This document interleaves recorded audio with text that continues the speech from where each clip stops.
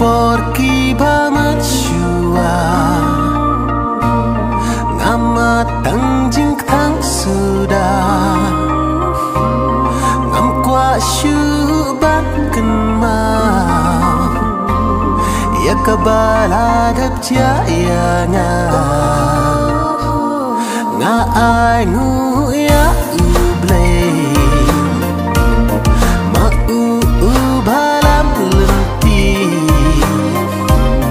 ya ching in ka chonga tang ma banda banri ngalat lan ya ki ai baro sa phang jong pi tang ma ka jing it happy baro ngala ai ti phi dei ulang sang bar ya ka lawai jong la kung kik chân si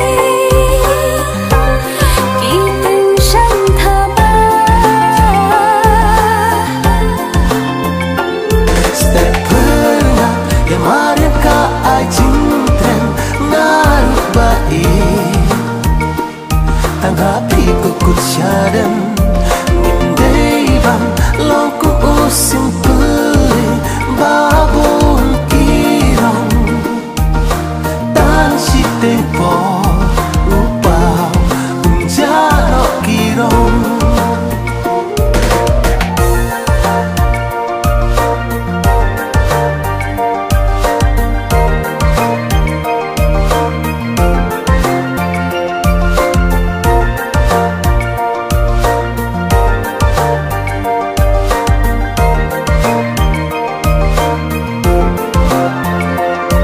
sakat nunga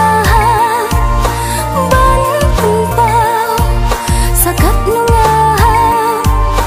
ban kular ya jing it badan hanga khnang ba phin chai par xa thui ching ít min poi ngin ya chmi dang haru ching ít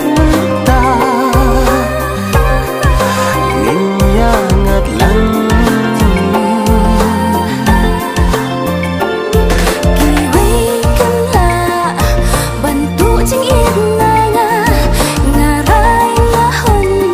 tang ha phi baro serta ikan tin ba pikren ya nga ki ai ching tren ya nga shisha ki kula ba pikli hana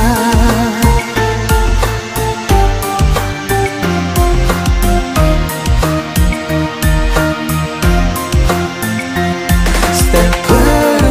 ya maria ka ai ching tren naru bai tang happy ko kut shadan nim dei bam long ko usim pui babon kirong tan si tempo upau unjaro kirong